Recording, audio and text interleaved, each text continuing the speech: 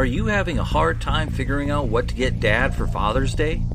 You should check out Row 1 Brand's Vintage Pictorum Gallery. They have America's best sports art. With over 7,200 historic sports prints, you're assured to find something unique for Dad this Father's Day. Instead of a boring old tie, get him a historic baseball photo taken by Henry High Sandham at the historic Polo Grounds Stadium in New York City during the 1894 Temple Cup. Or, if he's an NFL buff, check out the 1963 vintage NFL poster. These are so good looking that you'll be amazed how they turn out. Shop now at sportshistorynetwork.com/row1 and save 15% off your order. Jersey number 62 is the topic of this episode, and we have Joe Ziemba, the author of When Football Was Football, joining us to talk about one of the number 62s, a very famous player who was not an offensive or defensive lineman. Find out who this is and more coming up in just a moment.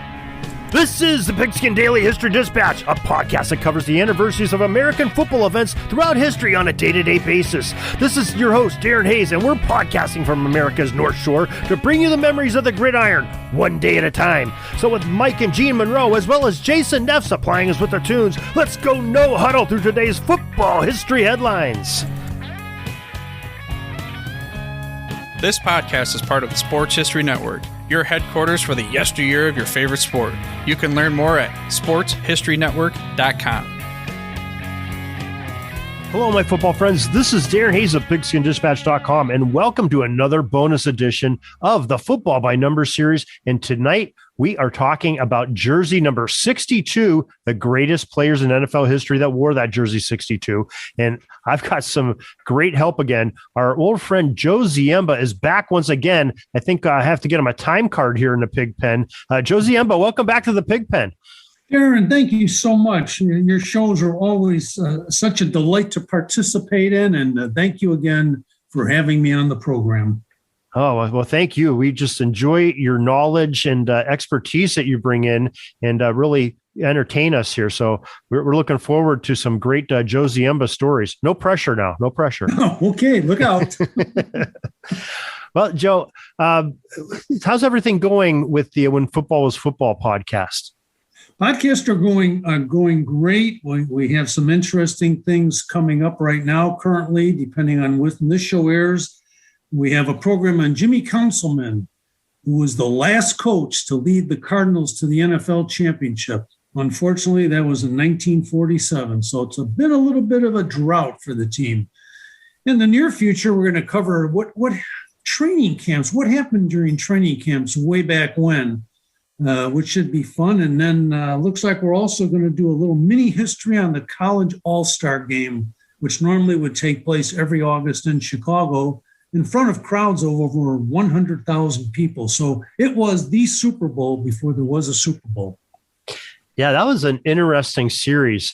I think we covered all of those last year in our football history headlines, at least getting, who won, who lost, who played, the MVPs. And that's really, I only remember the very end of them. I was pretty young when they stopped playing them. But of course, the Steelers were in the last couple, I believe, at least the last one they were in 76 as the Super Bowl champions played. What an interesting dynamic that was. It's too bad they can't continue that anymore. Yeah, I guess I understand why it had to be discontinued, with the fear that your top draft choice might get his legs cut out from under him, insurance policies, lawsuits, etc. But it sure was fun while it lasted, I guess. Yeah, well, even the NFL, championship teams, they were playing their starters most of the time. It wasn't like a preseason game is today, where the guys trying to make the squad are playing. Those starters played quite a bit, if I remember correctly. Yeah, they did. It was such a prestige thing that the old pros couldn't stand the thought of being knocked off by a bunch of rookie college players. But the collegians were very successful in the early years until things were righted the correct way, according to the NFL. So it made for quite an entertaining series. Yeah, yes, it did. So I'm looking forward to that podcast episode. And I listened to your Konzelman one the other day, and I thought I knew a lot about Konzelman until you really caught me with a bunch of surprises. I'm going, wow, That's very interesting. I learned a lot from that. So I encourage the listeners to, even if you think you've read a lot about Jimmy Conzelman and know about his career, to listen to Joe's podcast on Conzelman, because it's very interesting and very enlightening. So well done. No, thank you very much, Darren. That's always appreciated, especially coming from you. Well, I don't know if that's how good of a source that is, but we'll take it for what it's worth there. Well, Joe, we have a tall task tonight. We have the Jersey 62s. It's filled with the big guys in the trenches. And the Pro Football Hall of Fame is where we usually start. And you and I were both there. We got to meet in person just a couple of weeks ago. And they tell us that there are two players that are enshrined in Canton, Ohio. And they are Jim Langer and Charlie Trippi, two great players sort of on the opposite of the spectrums. And I guess Charlie Trippi defeats my theory of having the guys in the trenches.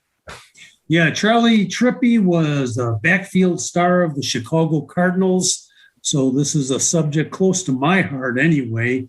Played for several years, halfback, quarterback, ran the ball, passed the ball, received the ball, and of course, played on defense as well. And he was an all-star, a Pro Bowler twice, won the NFL championship in 47, which we just alluded to. Charlie Trippi scored a pair of touchdowns in that game in a 28-21 win over the Eagles in 1947 for Coach Councilman. He was also named to the Hall of Fame's all 1940s decade team. But one of my favorite stories about Charlie Trippi is how he was recruited kind of stealthily, that he was a great baseball player. He played at the University of Georgia football and baseball, and then, like most young men at the time, went into World War II, was in the service. And because of relaxed rules, he actually participated in the college all-star game 5 times. They're trying to get players involved on both sides. So that accounts the year he played with the Cardinals, but also with Georgia and also with the military service. But when it came time for his class to graduate, even though the Cardinals had drafted him in 1945, Charles Bidwell, the owner of the team, really stalked Charlie Trippi. And they made an arrangement that he would sign with the Cardinals, kind of as the first bonus baby. A whopping $100,000 contract was Trippi's. But they played a little bit of an indiscreet game, since he was also being recruited by the tandem of the New York Yankees baseball team and the New York Yankees football team, and went to New York. And unknown to both of the Yankees team, Bidwell was with them, kind of hiding out in the background. And the Yankees both thought they had Trippi signed up. And lo and behold, it's announced that Charlie Trippi would become a member of the Chicago Cardinals back in 1947. And he was kind of the final piece of the dream backfield for the Cardinals that year.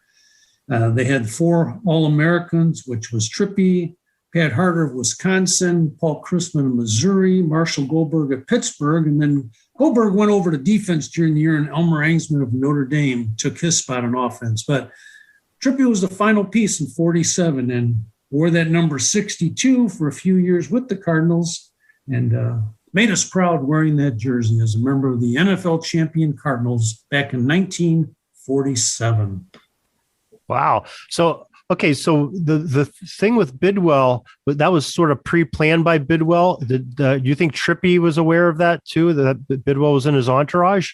Yeah, he was aware of it. They went over this pretty carefully together.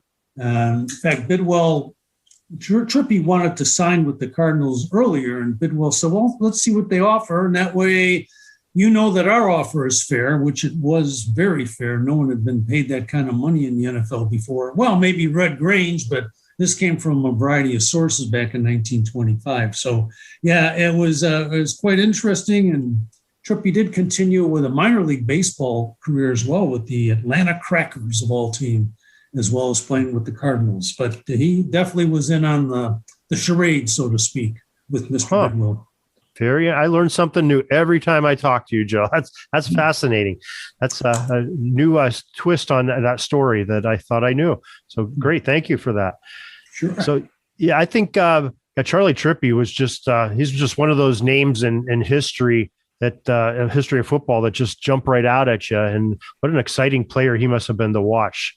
I wish we had more stats on him, but just the stats we do have are just, astounding for the era.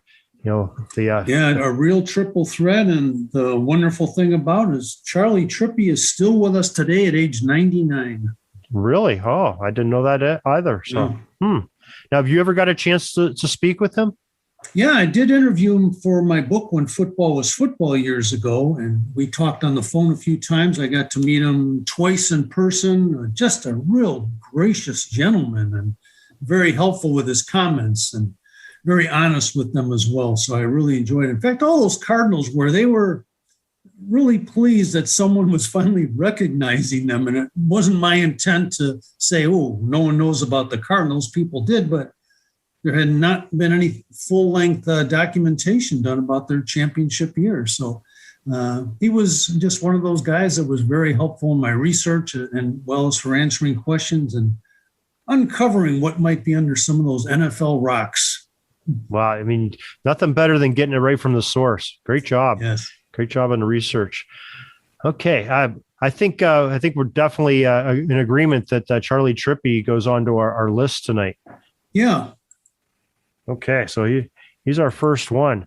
Now, did you want to talk about Jim Langer too while we're on the Hall of Famers? Yeah. Jim Langer, our other Hall of Famer, went in on the first year of eligibility in 1987.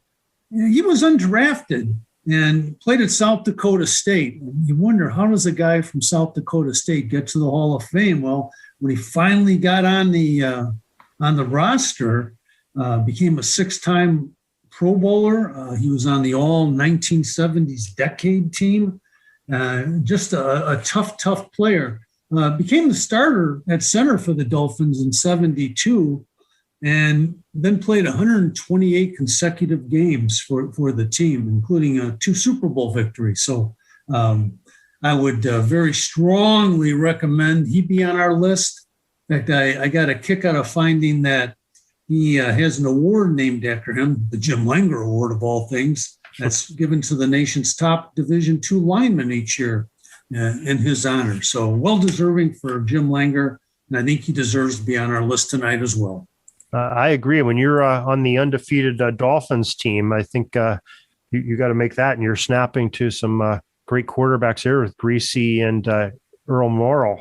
That's pretty big job there, and I think you're right. He deserves to be on there. So he is our second spot of our top 10 greatest number 62s. Now, I think in talking earlier, you wanted to tell us about a couple other gentlemen that take us on a little trip down memory lane here. Yeah, we found some players who have relatives in the NFL as well. So I'm not sure if these 3 folks will make our list tonight, but they had outstanding careers themselves. I'll start with Ted Karras Jr., Alex Karras' brother.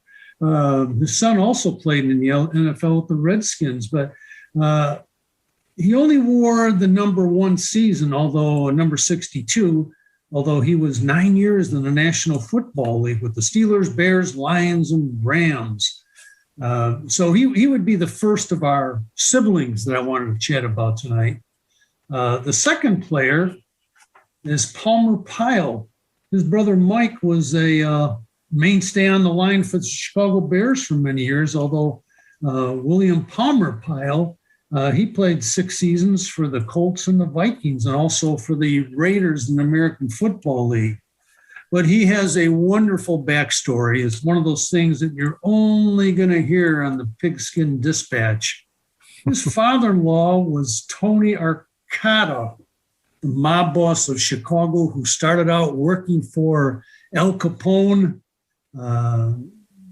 was a soldier during those turf wars in the 20s and 30s, eventually took over the mob.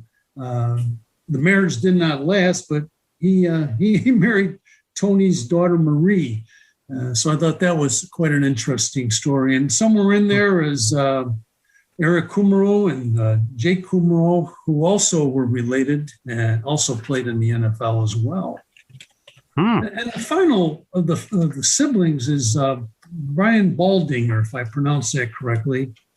He was a lineman, played for the Cowboys, Colts, the Bills, and the Eagles. He had two brothers who also played in the league, and later on, he worked for both Fox and Compass Media. Was in the league for 11 years, wearing number 62, guard and center for those teams, and a great player as well as a great broadcaster. So again, I'm not sure if I'll put, maybe Brian would be on the list, but there's a whole other bunch of other guys that we may want to talk about before then. Yeah, Baldinger, I think, still works for NFL Network, I believe. I believe he does. Yeah, I think he's on there quite a bit, especially during the season. But he has some great insight. And I do have one other brother I just noticed, which is Jay Hilgenberg. And Jay played with the Bears for many, many years, 13 years. He may not qualify for our list tonight, Darren, because he only wore number 62 for 1 year. At the end of his career, he went to Cleveland and New Orleans. When he played for Cleveland, he wore number 63. But he made 7 Pro Bowls, was All-Pro 7 times, and was the center on the Bears Super Bowl team for the 85-86 season. His dad played at Iowa, where he was an All-American, and his uncle played for the Vikings. His brother, Wally, played with the Saints. So we had 4 players who wore number 62 who have some family dynasties in the National Football League tonight. Well, I'll tell you what, your research is impeccable, and you have an eye for that kind of things. I'm glad you told us about them. We'd love to have those family connections. Jeremy McFarland, our associate on the Sports History Network, Football is Family, he'd really be thrilled when he hears this. So that's right up his alley. So, yeah, I'm not sure if any of them will make it. I know I talked, we did jersey number 63, which actually came out before this episode. He ended up being on our list in the number 63s. So for Hilgenberg. So great player. Not sure if we got some good people to talk about here. And like you said, it might hurt him just a little bit because he only had it for a season or two wearing 62, just one season. But hey, Darren, do you know we have a guy on the list who was also a champion wrestler, pro wrestler? No, we need to hear about him too. This is a guy named Edward McDaniel, and better known as Wahoo McDaniel. I was going to put a list together of the best nicknames for tonight. Len Dawson, a quarterback of the Chiefs, said that the hardest hit I ever received was on the football field was by Wahoo McDaniel. And he was around the league for several years. When he retired, became a full-time wrestler, and he was also a Native American. So Wahoo, again, even though he's in the league from 60 through 68, not sure if he'll make our list tonight, but what a colorful career both on the football field and in the wrestling rink, where he became the NWA United States heavyweight champion 5 times. So it was kind of a neat story that just happened to pop up when I saw that nickname.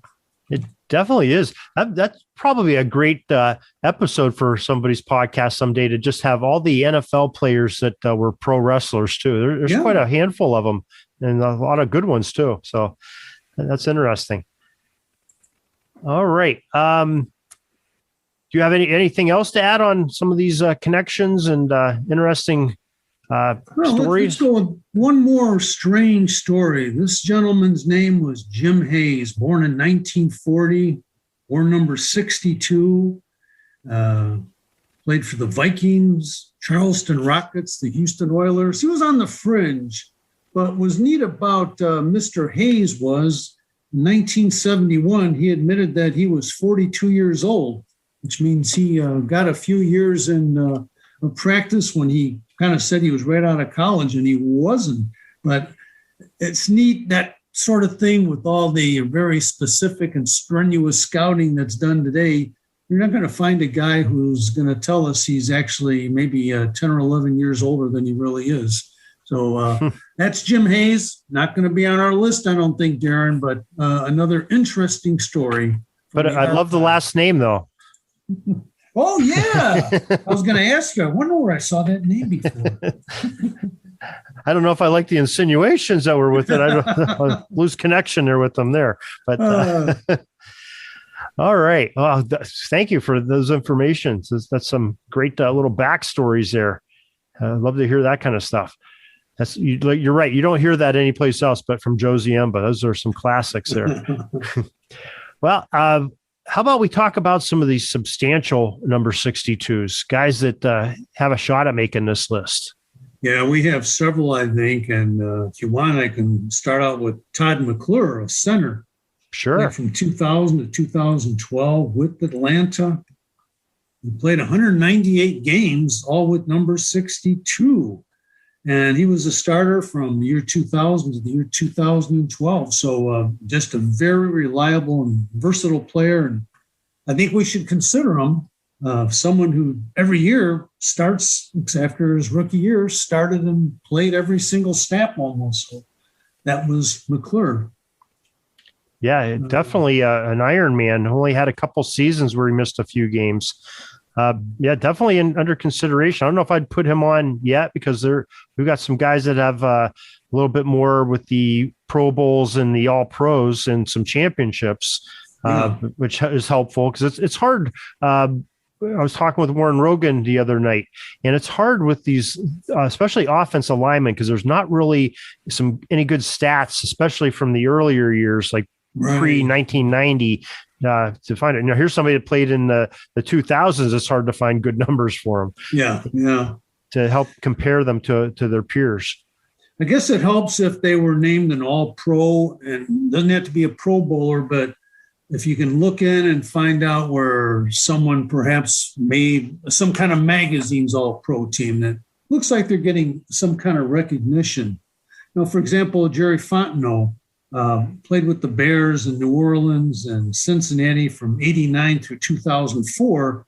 I didn't find him making any All-Pro teams, but the 239 games he played still ranks 76th all-time in the National Football League. 239 games for a lineman. So he might be considered for our list tonight, but doesn't have those glaring or outstanding stats and all-pro recognition. Just, again, another reliable guy who started every single game for the majority of his career in the middle of the line. And another player who just probably didn't get the recognition he should have. Yes, but I mean, that's a pretty modern name, too. I mean, 16 seasons as an interior offensive lineman in the NFL. That is pretty substantial. I missed that on seeing him. And he's a big guy, too, 300-pounder. Yeah. So, wow, that's a really long career. I enjoy if we can find some of these guys that had a lot of games underneath them. Another one was Guy McIntyre, played from 84 through 96, mostly with San Francisco. And he was a 5-time Pro Bowler. Guard, played 186 games and also played other positions. For example, they tried him at end. And I remember his coach wrote about him or said about him, the tight end's coach said, if you put 88 on his chest instead of 62, he was probably a full-time tight end at 270 pounds. Is one of the more prolific blocking players at that position in the league. They might be bigger, but he's 270 pounds. If he gets on you, he can cause damage. So that's Guy McIntyre, who was a little bit of versatility when he would break away from his guard position and play wherever the team needed him. Yeah, and he's one of the ones I was sort of referencing earlier. When you have 5 Pro Bowls under your belt, 3 Super Bowl championships, and we're that 62-year entire career on a real nice career, that's extremely helpful to getting on this list. And yeah, I think probably he's one of these ones I would say probably has that banner to go on the list early. Mm-hmm. Yeah, I would think so as well. Okay, so we'll put him. He will be our third one on our list that's on so far. Who would you like to talk about next? Well, I guess from the hometown, we can talk about Mark Bortz of the Chicago Bears from 83 to 94. Played 12 years, and he wore number 62 for his entire career. He was a 2-time All-Pro and, of course, was part of that 85 Super Bowl championship. Played 171 games. And he still holds the Bears' individual record for most playoff appearances with 13. And he was named one of the 100 greatest Chicago Bears of all time. And there are some good quotes about him, too. For example, his offensive line coach, Tony Wise, said, "I'm not saying he's the toughest man in the world, but there couldn't be too many tougher." And his teammate, Jay Hilgenberg, said, "Bortz is tough.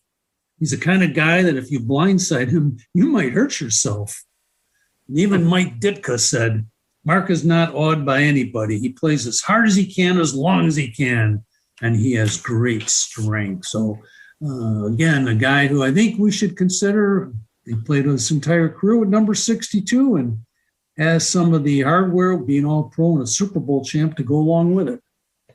Yeah, that's got some real strong consideration there. I mean, I'm fine with putting him on now if you'd like to. Yeah, that would be a good one. Okay. So that makes that's our fourth gentleman on our list. And who would you like to go to next? There's a gentleman, I didn't know much about him. He was the first one of Turkish nationality. He was born in Turkey to make the NFL. And his name is Tunç Ali İlkin. He played 14 years in the league, except for his final year when he only played one game with Green Bay. He wore number 62. He was twice All-Pro. He played tackle, guard, and center for Pittsburgh. And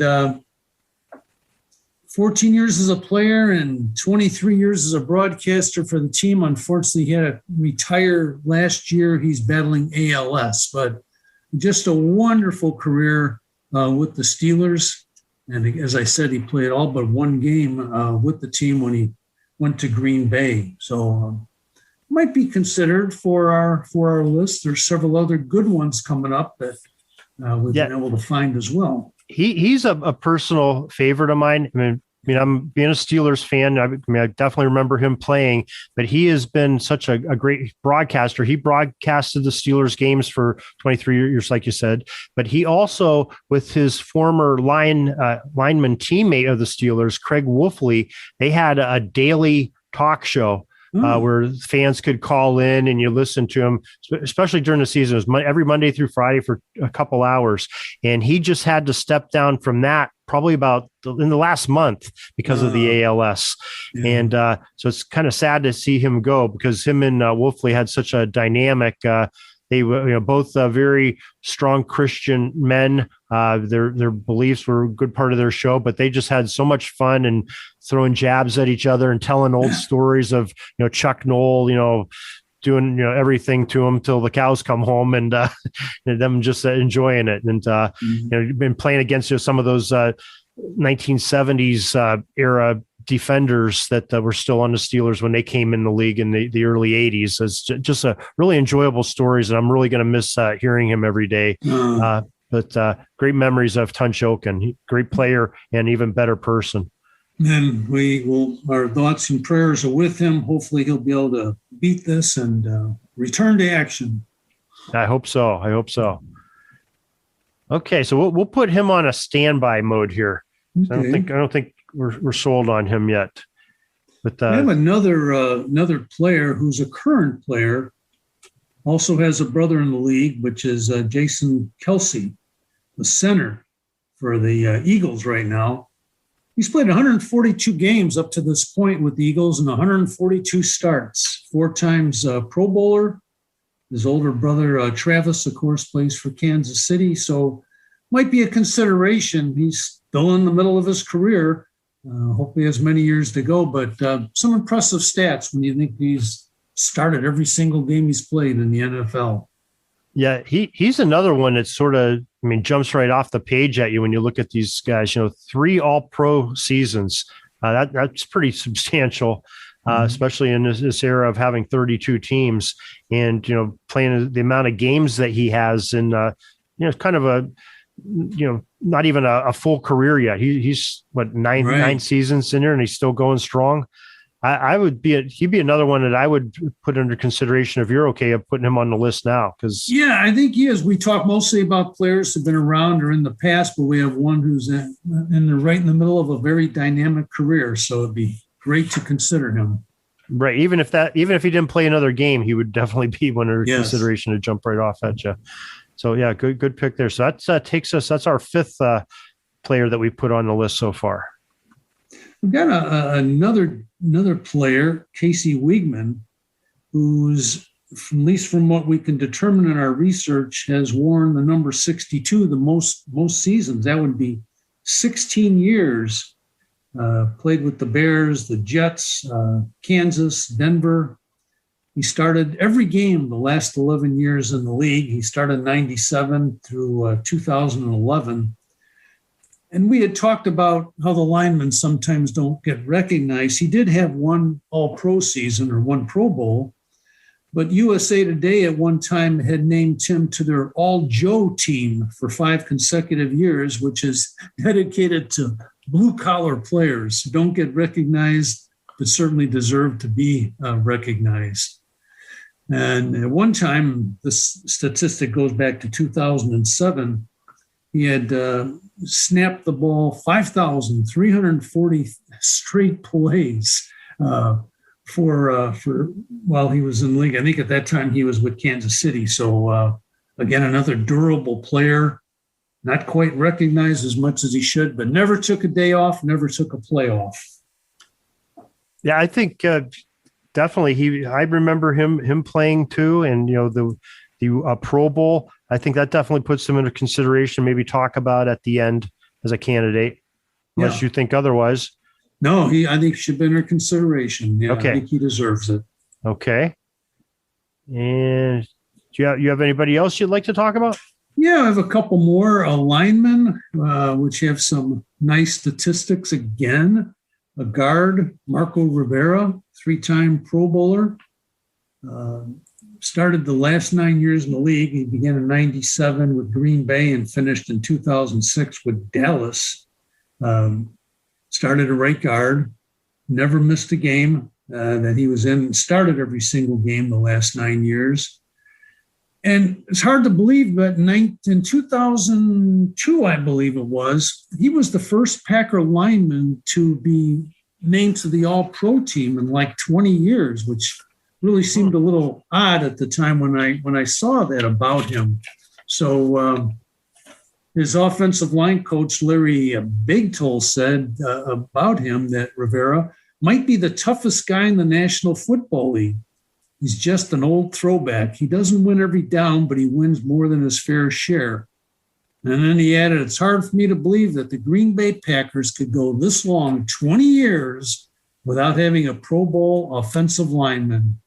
Seems to me somebody was being overlooked. So a nice compliment from his coach. Yeah, that probably wasn't the easiest to be a pass blocker in a Brett Favre offense. Yes. Yeah, when you bring that up, right, yes. That guy played some very unique styles of ball sometimes, and not the normal pattern of a passer. So very successful, though, very successful. But yeah, I like him too, Rivera, and I think he's another one that's got some strong consideration with those Pro Bowls that maybe we'll get back to on the end here. Yeah, one other that I would recommend for our list, and he played linebacker and guard, and was with the Cardinals, starting with the old Chicago Cardinals in 58 and concluding in 67 with the St. Louis Cardinals. Of course, the Cardinals moved to St. Louis in March of 1960. He wore number 62, 10 years, made 3 Pro Bowls. He was also the team MVP in 1961. Also spent some time in Canada before he made the NFL. And when he did make the Pro Bowl, one of the 3 in 66, he was the MVP of the 1966 Pro Bowl, which I didn't know.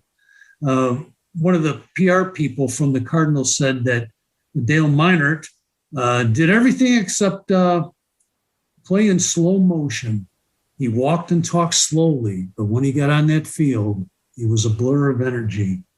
And teammate Jerry Stovall said, Dale Meinert, in my opinion, is the most underrated linebacker in the league, ranking with Dick Butkus, Ray Nitschke, or anybody else. So Dale Meinert from the Chicago and St. Louis Cardinals.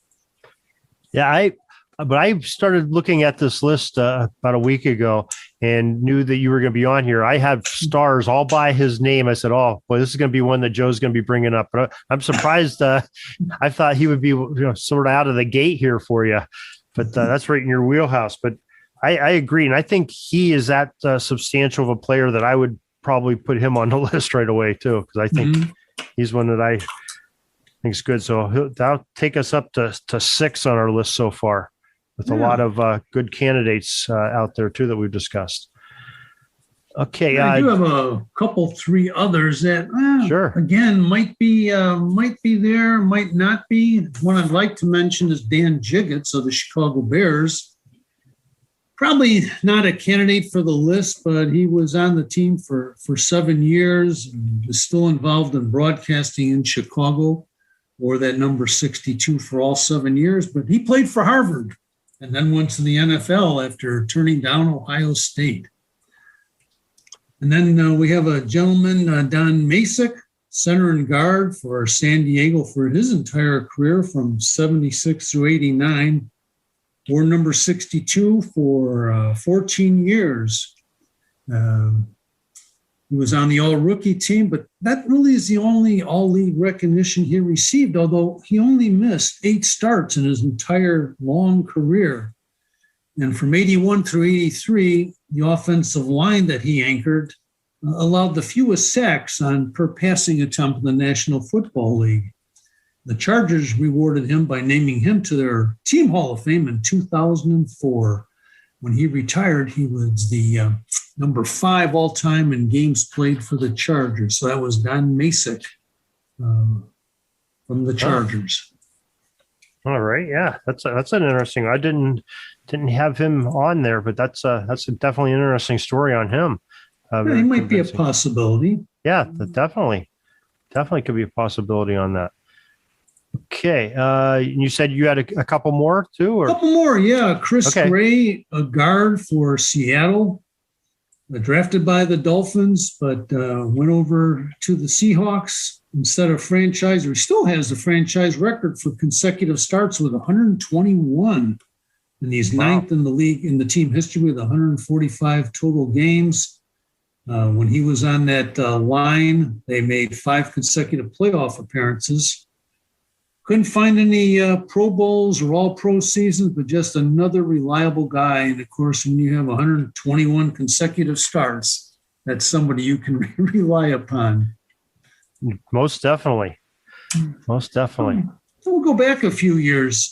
Sid Fournette, who was born back in 1932, and he was a 7-year pro, wore number 62 for 4 years. He was a versatile two-way player in college and then played tackle, guard, and end in the pros.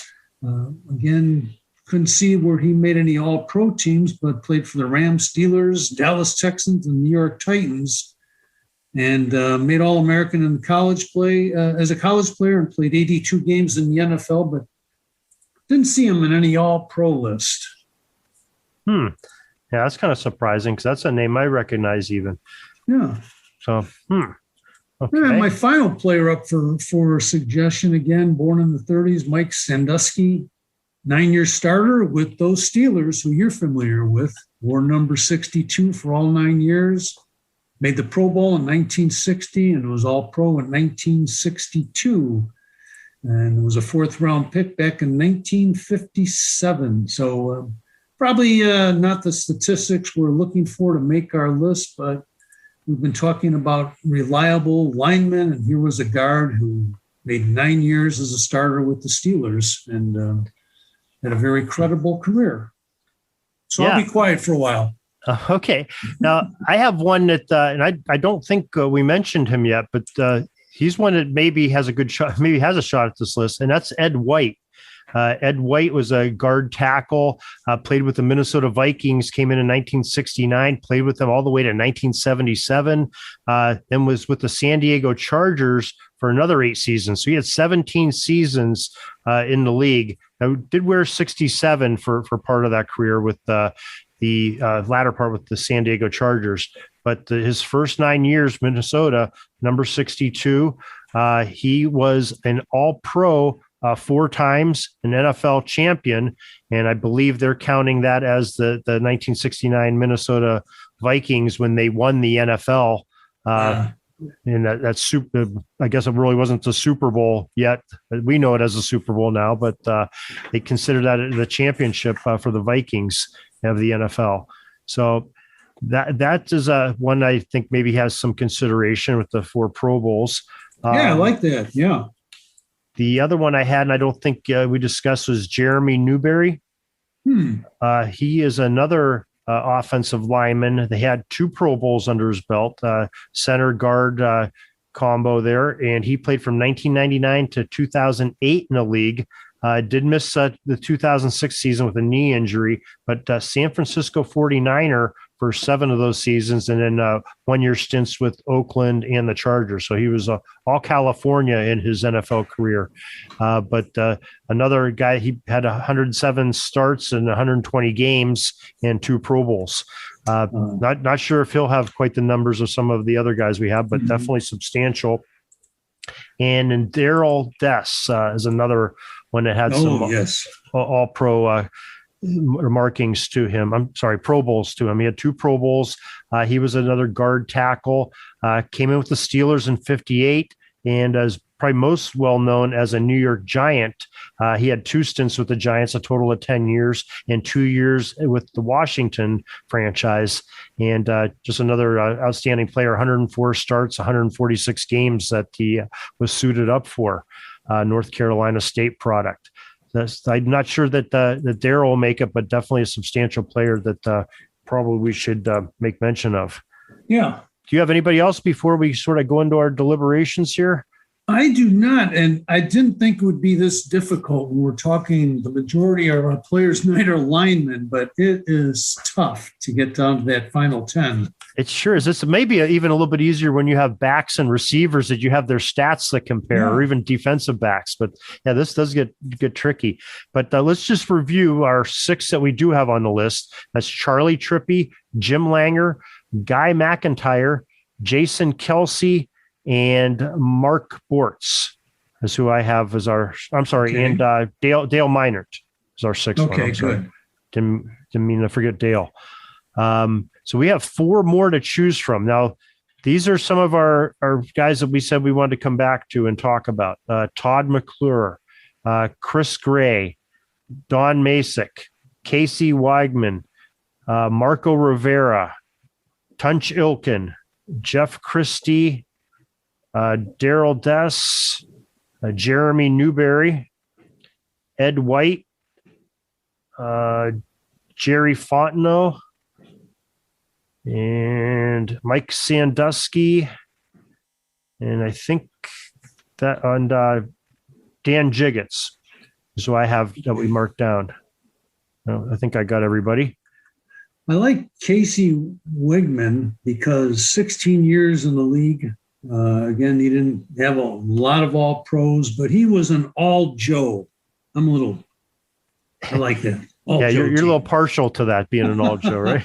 I agree with you. I think Casey Weigman should be on there. So there's our 7th player on our list.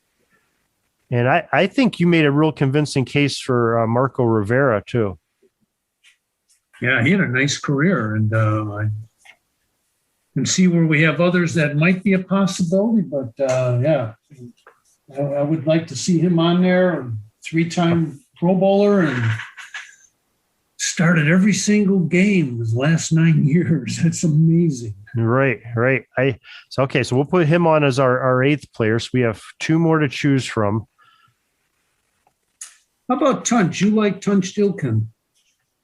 Well, I like Tunch as a person. I don't know. I mean, I'm sitting there looking at some of these other names, and man, I'd love to put them on there, but I think there's probably some of these other guys maybe that are more worthy just from their playing ability and what they did.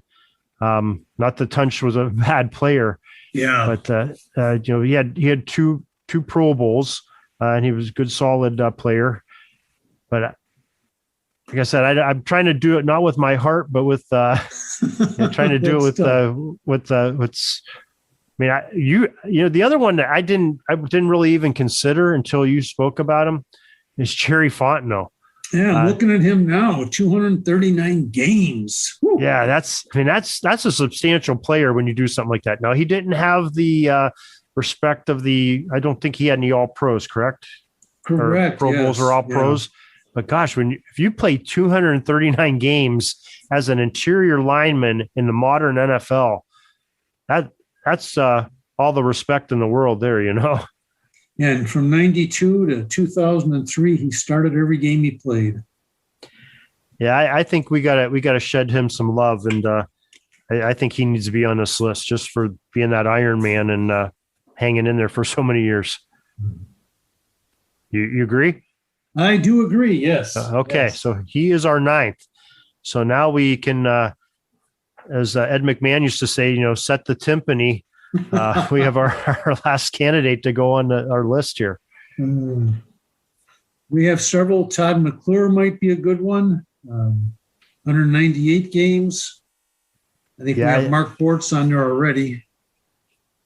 Yeah, McClure. I'm sort of between McClure and Ed White. Mm-hmm. I mean, Ed White just sort of, he's got those Pro Bowls. Yeah, I agree. Well, let's go with Ed White. Yeah. Okay, so that gives us our 10. All right. We did it. That was a tough one, but yeah, but like you said, we're leaving people that are really good off there. Besides Tunchilkin and McClure, and we have some good guys under Chris Gray and Don Masek. Those are great. I'd have them on my offensive line any day. That's for sure. Oh, exactly. Yes. So. Well, I guess maybe to close out the program here, what did you think about? We met at the PFRA convention, and I don't know if you've been at the Pro Football Hall of Fame in quite a while. It's been a couple years for me, and I just couldn't believe the amount of changes and renovations they've done to that place since I was last there. Maybe it was 3 or 4 years ago. It only seems like a couple. Yeah. But what did you think about how they have that now? Well, I love it. It's changed over the years since I first started researching. And by that, I mean, when I first went there, probably in the 90s, it was in the 90s, that there was a little closet, and I'm thinking it's a basement. Maybe it wasn't, where if you're going to do research, there was one table and you could just kind of go through stuff. And now it is so professional with its own research library. I think it's called the Wilson Library. Research Center. Hope I got that right. If not, I apologize. Yeah, Ralph Wilson Research Center. Yes, you're right. Yeah. And many times you'll have to use white gloves if you're even allowed to touch anything, which is the way it should be. And just the phenomenal collection there and the professionals that are running it makes you feel good about the history of pro football that's being taken very seriously. And there's a lot of us who really rely on what the Hall of Fame can provide for us. So I really like what they've done. They're taking another big step with the Hall of Fame Village that's under construction, but the stadium's been improved. But a lot of the displays and exhibits are just so well done. So it was really a lot of fun to be there and to see that and to enjoy it, I guess, as well. And to be with folks like you who have like interests to talk about football and the history of football made it for a very enjoyable weekend. And if anyone's listening, they should give a thought to joining the Professional Football Researchers Association. It's very reasonable. And for what you get, you have an access to questions on the forum online, printed newsletter, which is more like a magazine that comes out 6 times a year. And probably more importantly, access to other people. If you're doing research or looking for a specific topic to get answered, somebody's probably going to know about it on there. Yeah, that's for sure. But going back to the Pro Football Hall of Fame, the building itself, I mean, I guess the first thing that I didn't recognize the entrance, because the entrance used to be, the famous, that round rotunda like building with the sort of the football shape on top. And that's not the entrance anymore. Actually, where I went in, where the parking lot is now, I guess I remember the parking lot sort of being in front of that, but now it's like a freeway there. Yeah. And the parking lot's off to the side where this major renovations happened. But you go into this grand entrance now, and one of the first things you see there by the ticket counter is a Hupmobile sitting there. That's something that jumped right out at me. And I believe one of the guys was saying that was the used to be the research office that you're talking about earlier, is where the Hupmobile is. Mm-hmm. The new construction around it. So yeah, that Hupmobile was kind of interesting because you can almost envision George Halas sitting on the bumper and having a beer with the boys and discussing this new pro football league 101 years ago. Yeah, very interesting. And I forgot, I think it was Joe Horgan was speaking, and he brought up about that, the Hupmobile showroom with them drinking the beer, which is something I never really thought about. It was during Prohibition. So they were, the founding fathers of the NFL were sort of doing an illegal act as they did it, which makes it even kind of more nostalgic and interesting to me. Hard to believe football guys would have a beer. Oh. Right. That's for sure.